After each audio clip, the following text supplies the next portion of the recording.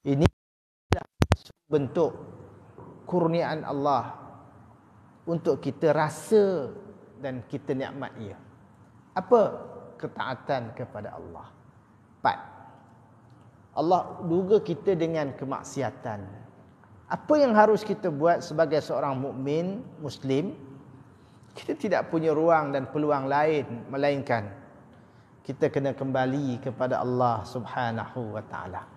So ini mukaddimah kita pada pembacaan tafsir suratul Kahfi kita pada pagi yang penuh dengan barakat ini. Baiklah, tuan-tuan yang dirahmati oleh Allah, pada ayat yang ke-62 itu menyebut bahawasanya falamma jawaza, maka ketika mereka, yakni Nabi Allah Musa dan pembantunya Yusha' bin Nun berjalan lebih jauh.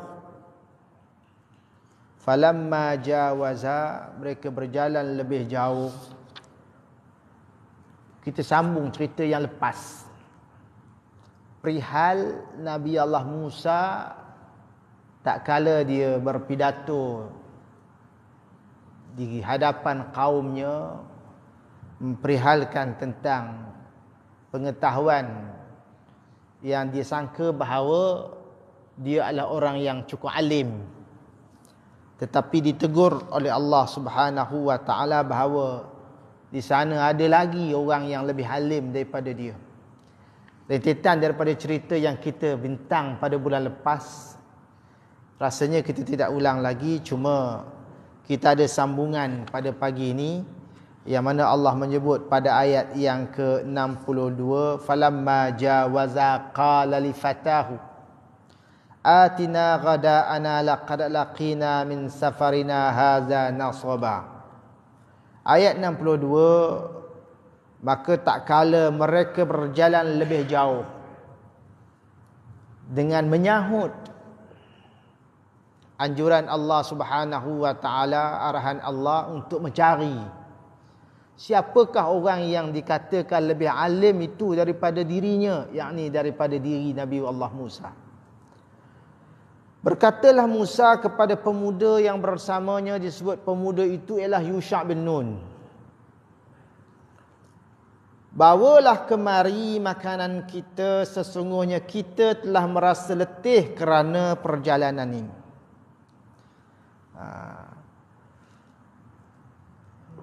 So pada ayat ini, seperti mana yang disebut dalam kitab-kitab tafsir,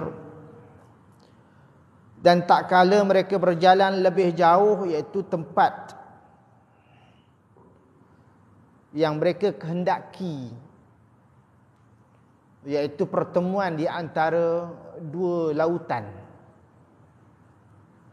Bayangkan dia, jauhnya berjalan untuk mencari ilmu. Subhanallah, kekuatan yang Allah kurniakan kepada pencinta ilmu ni lain. Masing-masing ada kecenderungan. Kalau orang itu dicintai ilmu, ke mana sahaja dia pergi. Kalau orang dia cinta harta, ke mana sahaja dia akan cari. Walaupun terpaksa masuk ke dalam terowong bawah tanah yang peratusan matinya itu lebih besar, terjun juga sebab cintanya pada harta. Kalau orang cintanya pada wanita, lautan api dia sanggup redah. Api tu redah. Kalau orang cinta kepada kemasyhuran, orang tak angkat diri dia pun dia angkat diri dia sendiri. Maklumlah, itulah kecenderungan-kecenderungan yang apabila ada pada diri manusia itu, dia kena kontrol, dia kena kawal. Dan letakkan kawalan itu berasaskan kepada apa yang dikehendaki oleh syarak. Jadi tuan-tuan, Nabi Musa ini dia berkata kepada pembantunya, pemuda itu, iaitu Yusha' bin Nun. Dia kata apa? bawalah makanan. Bawalah makanan kita, bawa kemari makanan kita. Atina ghada'ana.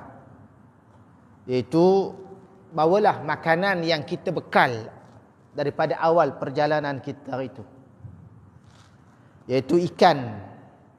Macam-macam version lah, kata ikan yang sudah digaramkan lah, ikan yang letak di dalam bakul. Di asal pembawa ikan itu untuk bekalan mereka dalam perjalanan yang panjang itu. Jalan ini jalan kaki betul.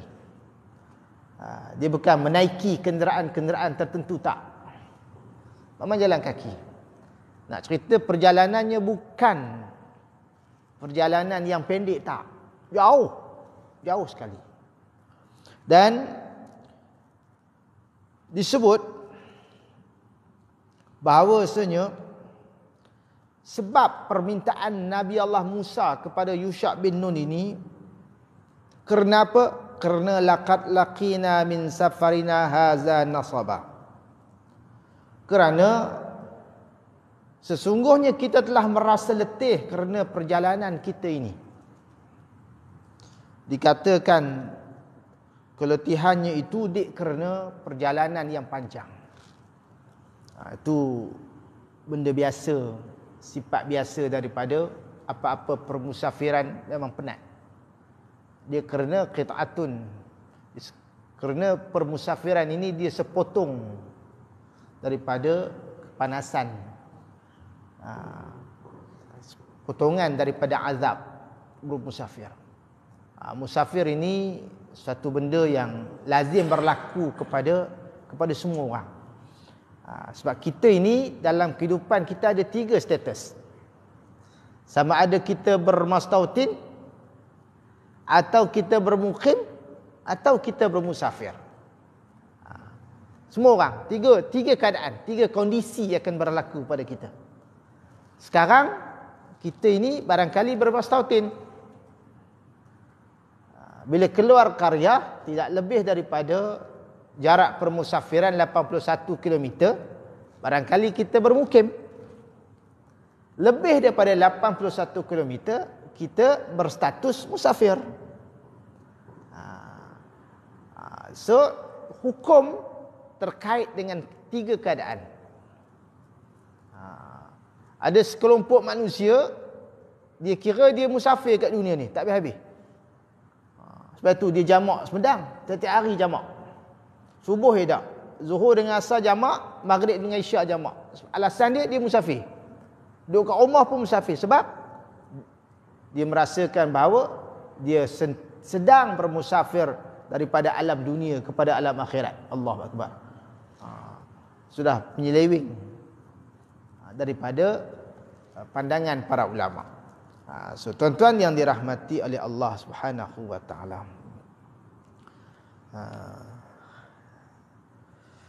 Disebut dalam riwayat bahawa Nabi Musa itu tidak merasai sesuatu daripada kepenatan, melainkan sampai ke tempat itu.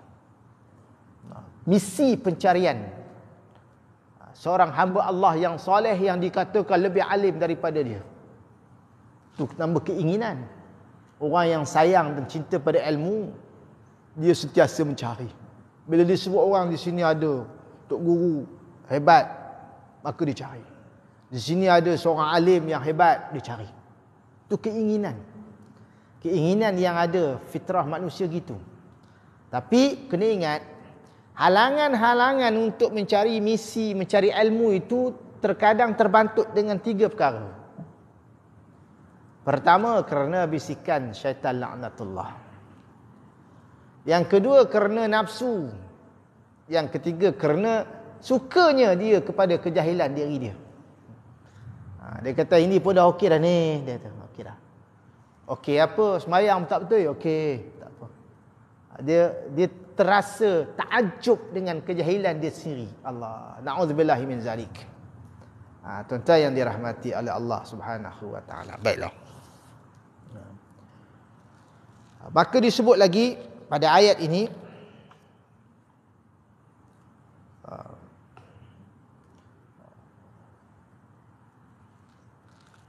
Apa dia? Ara'aita iz awaina ila sakhrati fa inni nasitul hud. Setelah Nabi Allah Musa minta kepada pemuda itu, bawalah bekal. Setelah melampaui tempat yang telah ditentukan itu, duduk berehat. Dia minta makanan. Bawa, siapkan makanan yang kita bawa hari itu. Kerana keinginan nak makan. Bekal yang telah diminta, dibawa itu, minta. Dihidangkan. Dibawakan kepadanya. Kerana asbab minta itu kerana letih. Maka disebut oleh Yusha' bin Nun, ara'aita iz awaina ila sakhrati fa inni nasitul hud. Ara'aita ini li ta'ajjub. Dalam bahasa Arab sebut. Yusha' bin Nun jawab, tahukah engkau wahai Musa, ketika kita mencari tempat berlindung di batu tadi, maka sesungguhnya aku telah lupa menceritakan tentang ikan itu, dan tidak ada yang menjadikan aku lupa untuk menceritakannya kecuali syaitan. Kan berjalan panjang tu, jauh perjalanan itu, berehatlah. Berehat di suatu tempat sambil melabuhkan kepala. Letak badan, labuh badan, letak kepala di atas batu. Dengan tidur yang nyenyak, penat. Letih, penat. Bila penat, bila bangkit, minta makanan. Akan tetapi, pembantu Nabi Allah Musa, yakni Yusha' bin Nun, menjawab. Dia kata, dia melihat sesuatu yang takjub berlaku di hadapan dia. Dia tengok. Tetapi ayat Quran menyebut falamma jawaza. Quran menyebut bahawa seolah-olah lupa itu dinisbahkan kepada dua-dua. Sedangkan yang lupa itu ialah Yusha' bin Nun. Nabi Musa tak. Maka Nabi Musa, Yusha' bin Nun pun jawab, tak kala diminta, dia kata, tahukah engkau ketika kita mencari tempat berlindung di batu tadi, maka sesungguhnya aku telah lupa menceritakan tentang ikan itu, dan tidak ada yang menjadikan aku lupa untuk menceritakannya kecuali syaitan. Yakni Yusha' bin Nun berkata kepada Nabi Allah Musa AS, mengingatkan apa yang berlaku di hadapan mata dia. Tak kala Nabi Allah Musa minta ikan itu, dia kata, ingat tak tadi ketika kita berehat di atas batu itu, ketika sampai di tempat pertemuan dua lautan.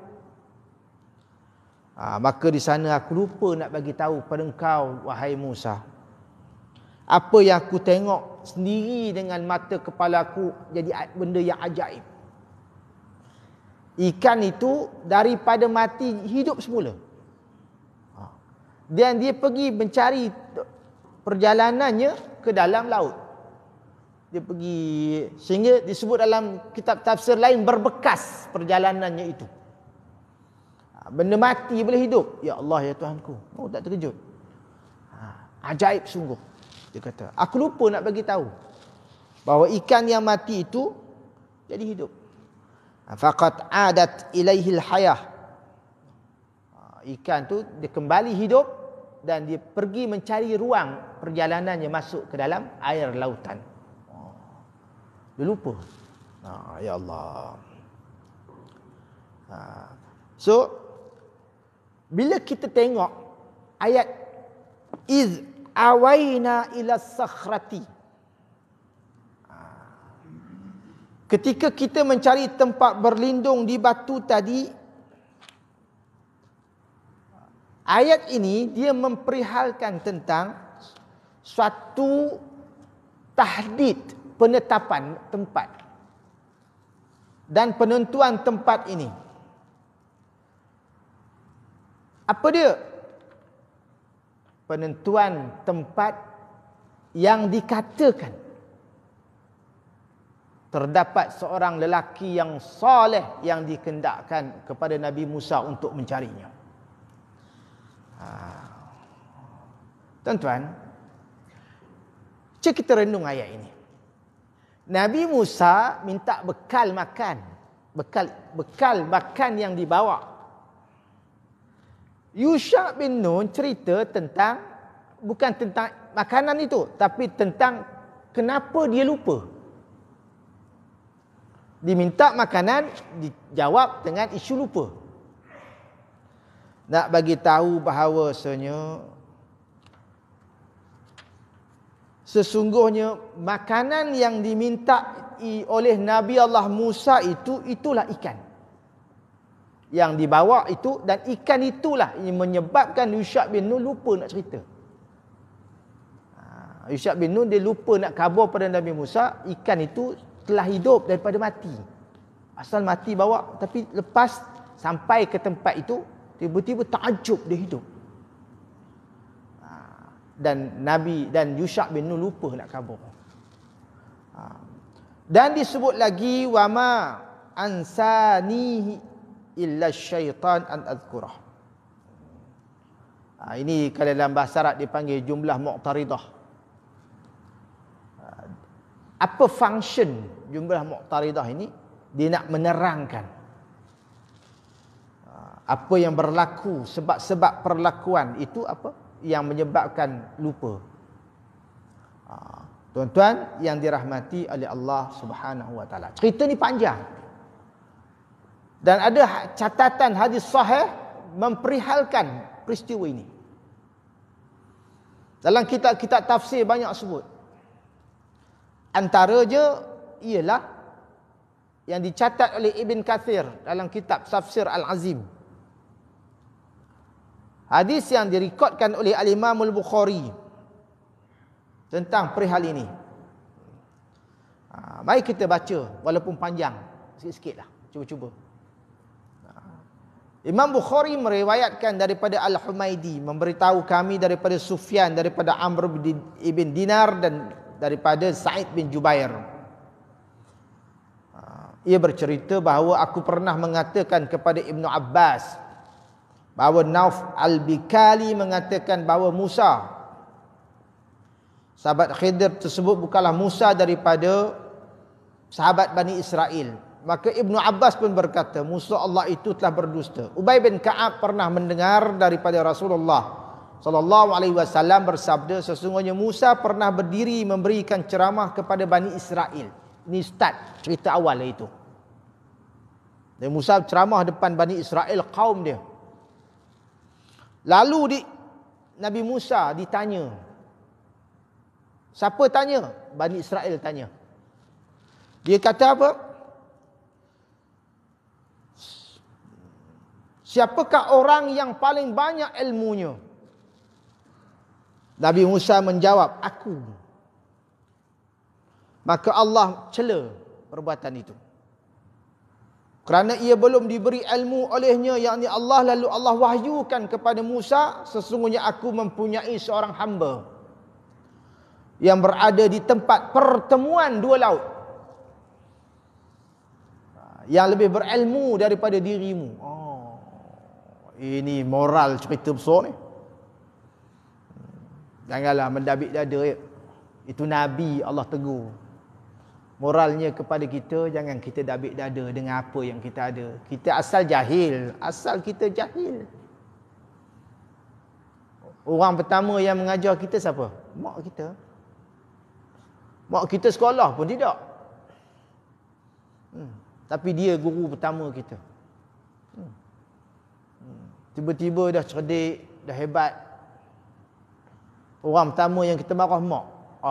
Berat tu. Orang pertama yang kita rendah-rendahkan ibu kita. Dia cakap pula mak kan tahu, mak kan sekolah. Sedap. Padahal mak kita yang ajar kita. Banyak perkataan-perkataan yang subhanallah, hanya Allah yang tahu jasa-jasa mereka pada kita tak. So Allah tegur Nabi Musa itu. Akhirnya Nabi Musa berkata, Ya Rabb, Bagaimana aku boleh menemuinya? Ini start cerita tu, start perjalanan itu. Maka Allah berfirman, pergilah dengan membawa seekor ikan dan letakkan ia di tempat bekas tempat yang penimbunan itu. Di mana ikan itu hilang, di situlah Khidir, Nabi Allah Khidir berada. Allah minta Nabi Musa supaya cari makhluk Allah yang bernama Khidir. Khidir ini nanti kita akan baca sejarah dia panjang. Ada pandangan kata Nabi Khidir ini dia seorang rasul. Ada kata pandangan lain kata dia ni malaikat pun ada. Seperti mana yang direkodkan oleh Al-Imam Al-Mawardi dalam kitab tafsirnya. Dan jumhur ulama menyebut bahawa Nabi Khidir ini dia seorang nabi.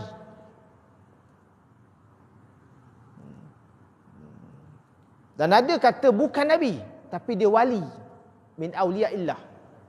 Dia beri kekeramatan, Allah bagi karamah pada dia. Itu Nabi Khidir. Pernah berlaku perdebatan. Mutaakhir ini isu tentang Nabi Khidir ini hidup ke mati. Panjang debatnya. Sebahagian daripada ulama antaranya Imam Nawawi kata dia masih hidup. Dalam catatannya dalam kitab Tahzibul Asma'.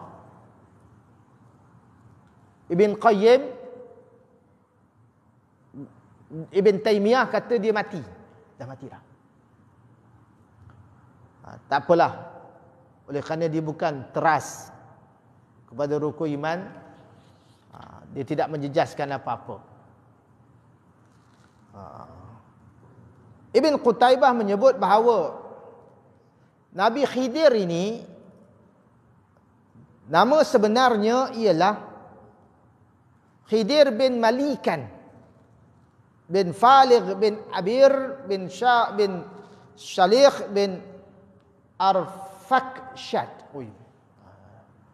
Nama ni tak ada lah, orang Melayu jenuh mencari. Khidir ada. Lebih pada tu nama ayah-ayah dia tak ada lah. Dikatakan jalurannya sampai kepada Nabi Nuh AS. Mana cucu cicit Nabi Nuh.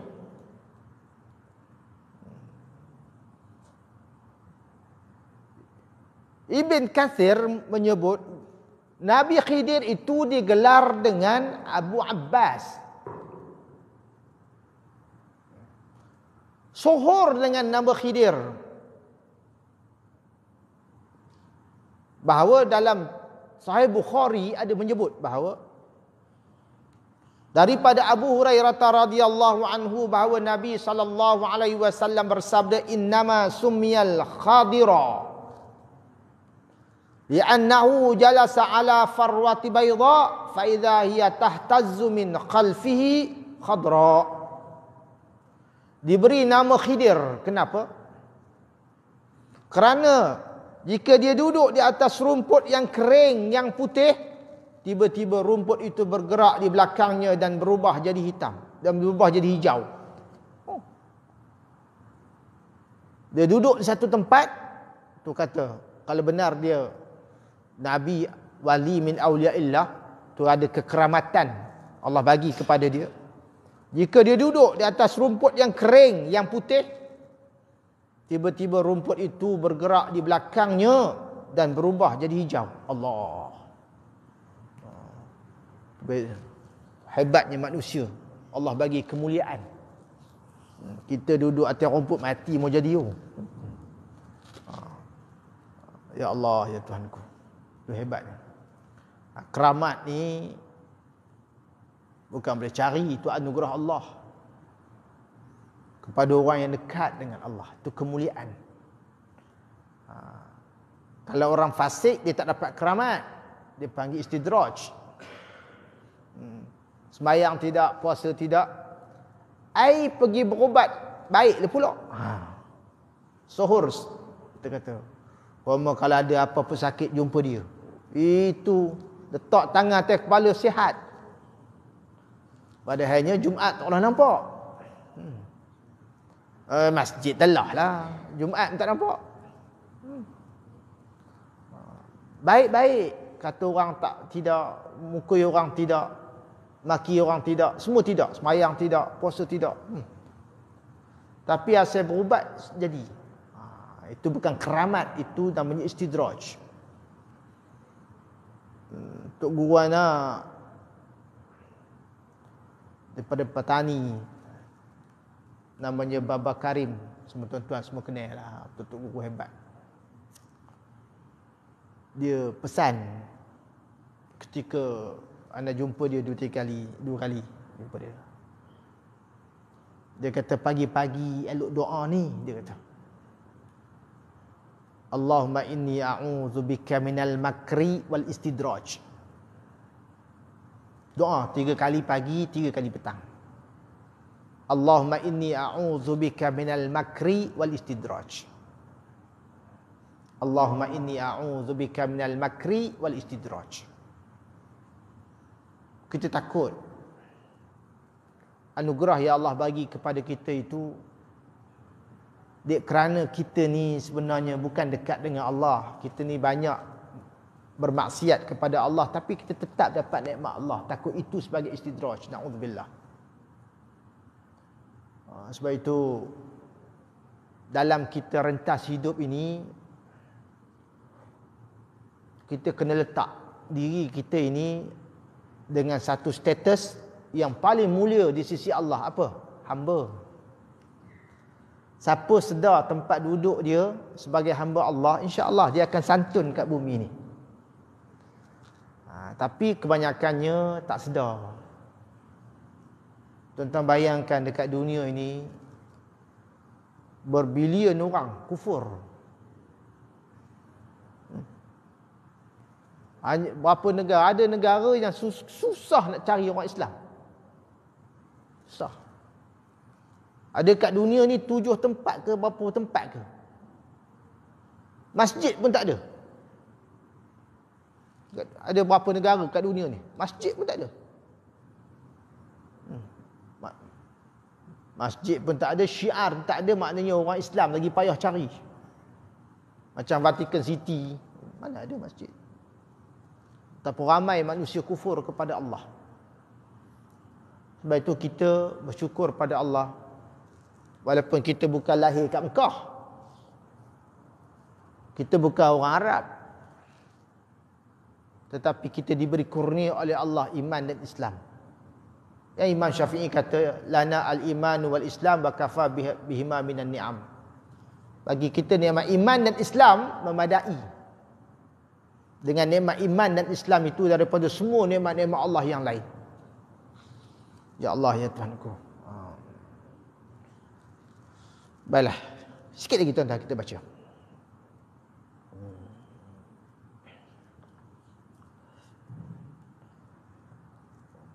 Wattaqadha sabilahu fil bahri ajaba.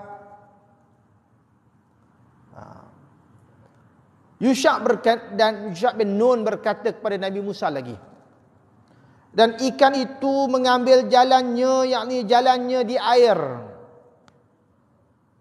Dan ikan itu mengambil jalannya ke laut itu dengan cara yang begitu aneh sekali. Qala dzalika ma kunna nabghi.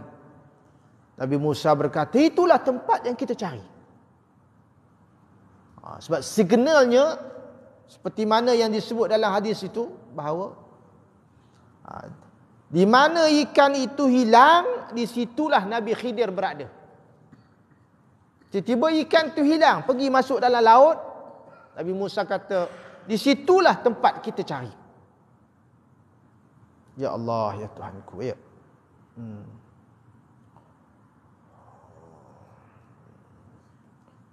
Tuan-tuan, ikan itu hilang dan Nabi dan Yusha lupa nak bagi tahu kepada Nabi Khidir.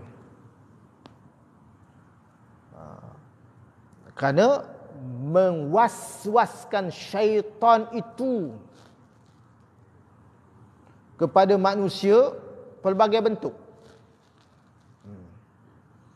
Sehingga benda yang penting pun lupa bagi tahu. Itulah ceritanya. Tuan-tuan, kalau ada masa dan ruang, tuan-tuan buka kitab Ibn Jauzi Al-Qurashi Al-Baghdadi. Nama kitab itu Talbis Iblis. Baca kitab tu. Nak ceritanya, Iblis ni dia akan menggunakan segenap ruang yang ada pada semua orang. Orang yang kufur pun Iblis tetap mendampingi mereka. Orang beriman pun sama, orang alim pun serupa. Dia takkan bagi can. Tua pun serupa, muda pun serupa, budak pun sama. Bayangkan benda yang sepenting itu pun terlupa. Itu kesan jarum-jarum syaitan yang masuk. Apatah lagi orang yang lupakan ingatan dia kepada Allah. Kita ni berada dalam bulan puasa, nikmat ni. Nikmat kita ketika dibelenggu syaitan itu, iblis itu. Sama ada belenggu secara real atau signal. Tapi dengan berpuasa ini, alhamdulillah, disempitkan ruang-ruang kemasukan syaitan melalui aliran darah manusia. Sebab darah ini terhasil daripada makan dan minum yang banyak. Terhasil darah. Bila kita kurang makan, maka berlaku penyempitan kemasukan syaitan melalui aliran darah manusia. Menyebabkan syaitan gagal kuasai. Udahlah puasa, kuat berzikir pula, ingat Allah banyak pula, sentiasa berwuduk pula, banyak baca Quran pula. Tengok, dia punya darjah ketaatan dia tinggi. Ketaatan yang tinggi terhasil daripada perbuatan-perbuatan yang mendekatkan diri kepada Allah. Lahir ketaatan yang tinggi, iman jadi apung. Maksiat yang banyak, iman itu darjahnya merudum. Bayangkan, si alim pun diganggu oleh syaitan dan iblis, apalagi orang biasa. Masing-masing dipanggil talbis. Talbis ini artinya dipakaikan. Benda yang batil itu nampak elok. Gitu. Tuan-tuan yang dirahmati oleh Allah Subhanahu wa taala. Disebut lagi, wattakhadha sabilahu, dan ikan itu ambil jalannya fil bahri ajaba. Jadi takjub. Siapa? Yusha' bin Nun. Nabi Musa tak perasan cerita tu. Yusha' yang nampak. Tapi Yusha' lupa bagi tahu kepada Nabi Allah Musa alaihi salam. Tersambung hadis tu lagi.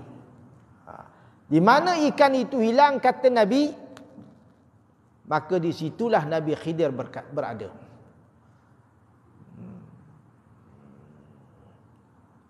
Asal ceritanya, Nabi Musa tu dia letak ikan dalam tempat bekas tu.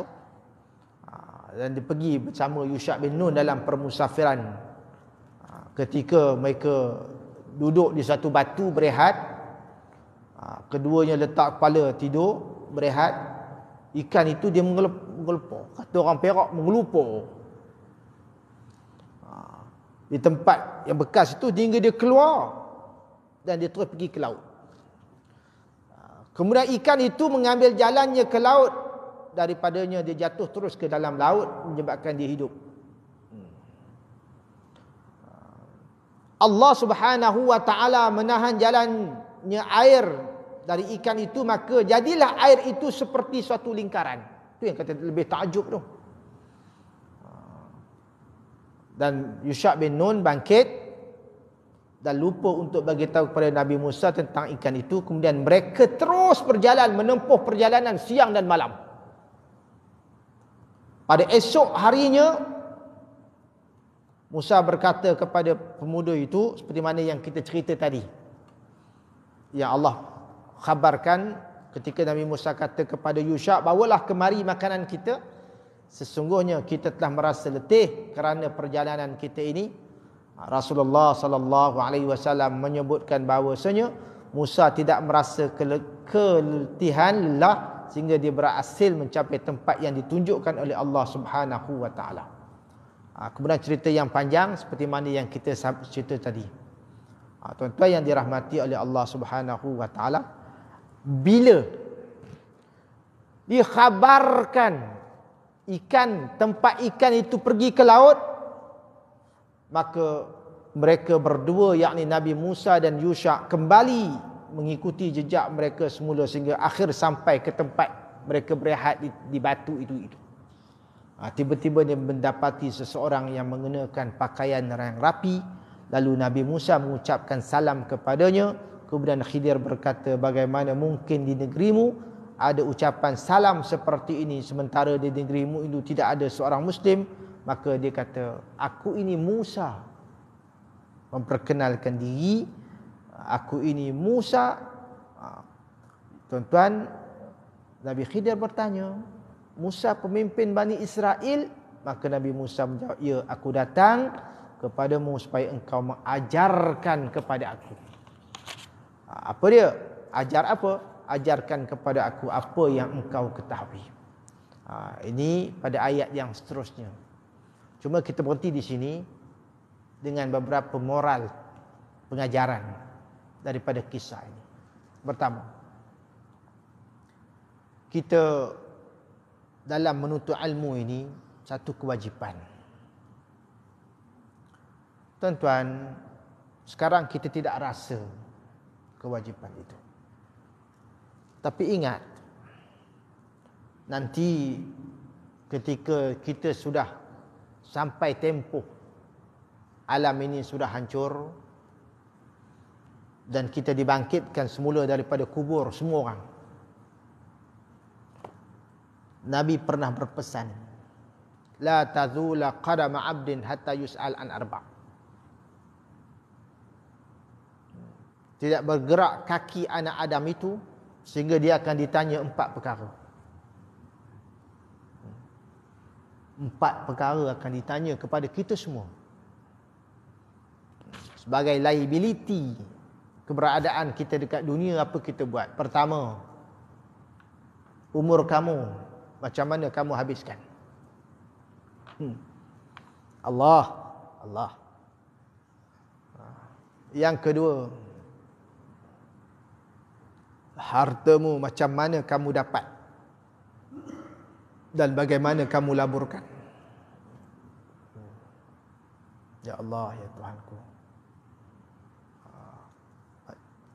Ilmumu macam mana kamu pergunakan? Dan yang terakhir, jasadmu macam mana kamu manipulate, kamu mempergunakan dia. Sebab tu bila dalam bulan Ramadan ini kita banyak duduk dalam masjid, ada ruang-ruang macam ni, mari kita gunakan waktu untuk bermuhasabah. Muhasabah diri, kira-kira, kita buat kira-kira dosa, kira-kira kelemahan diri. Buat kira-kira. Sebab banyak sebelum puasa atau lepas puasa, selain pada Ramadan, kita banyak kira-kira dosa orang. Tambah duduk dalam politik pula, ya, banyak cerita orang. Kita banyak kira-kira dosa kita dalam Ramadan ini. Kita kira apa yang kita telah buat. Kalau benar Allah kurniakan kepada kita umur sampai sekarang, kita tengok balik yang lampau, banyak mana masa kita guna untuk ilmu? Banyak mana? Jika benar kita dulu tersasar, kita fikir Allah bagi kita usia baki ni, nikmat, supaya kita dapat menyambung, menghabiskan baki ni dengan menuntut ilmu. Ingat, janji-janji Allah pada penuntut ilmu bukan kecil. Allah angkat darjat. Yarfa'illahu alladhina amanu minkum walladhina utul ilma darajat. Allah angkat darjat. Lepas itu penawaran Allah, man salaka tariqan yaltamisu fihi al-ilma sahalallahu lahu bihi tariqan ilal jannah. Tu syurga tu bagi orang penempuh-penempuh ilmu. Allah mudahkan padanya jalan syurga. Ilmu luas. Seorang alim tak semesti dia alim semua. Banyak benda yang dia tak tahu. Ada orang lain Allah kurniakan kealiman dalam bidang dia, pergi cari. Tu nak cerita fauqa kullu dhi ilmin alim. Jangan ingat kita ada satu ilmu, orang lain lebih banyak lagi. Ya Allah, ya Tuhanku. Yang kedua, kita ni ada kederat. Semua orang ada kederat belaka. Biarlah apa yang ada pada kita ni jadi saksi depan Allah esok. Apa? Bahawa kudrat yang kita ada ini kita bawa untuk dekatkan diri dengan Allah. Ilmu yang kita ada, kita cuba beramal. Beramal tanpa ilmu,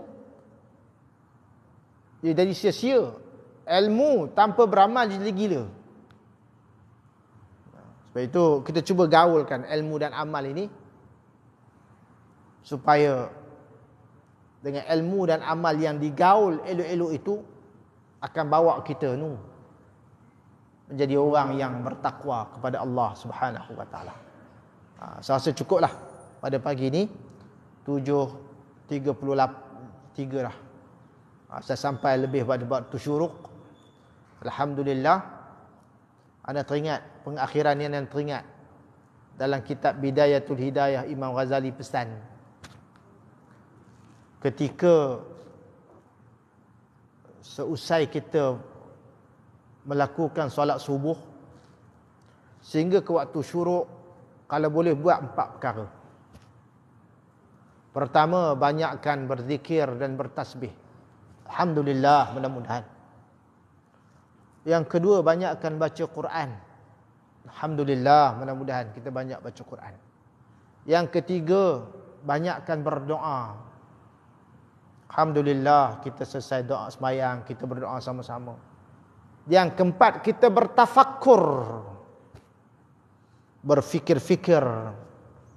Dalam sesi kuliah ni kita ajak semua orang berfikir untuk kebaikan diri. Alhamdulillah, mudah-mudahan bermakna sungguh dalam Ramadan Al-Mubarak ini, waktu ini, di saat ini, daripada waktu subuh tadi sampai syuruk, mudah-mudahan bermakna sungguh perbuatan dan aktiviti kita, dan mudah-mudahan dia dihitung dalam mizanul hasanat nanti di hadapan Allah Subhanahu wa taala. Saya rasa cukuplah pertemuan kita. Mudah-mudahan Allah berkati dan Allah rahmati. Aqulu qawli hadza wa astaghfirullahal azim li wa lakum. Wassalamu alaikum warahmatullahi wabarakatuh. Bismillahirrahmanirrahim. Allahumma anfa'na bima 'allamtana wa 'allimna ma yanfa'una wa zidna ilma. Allah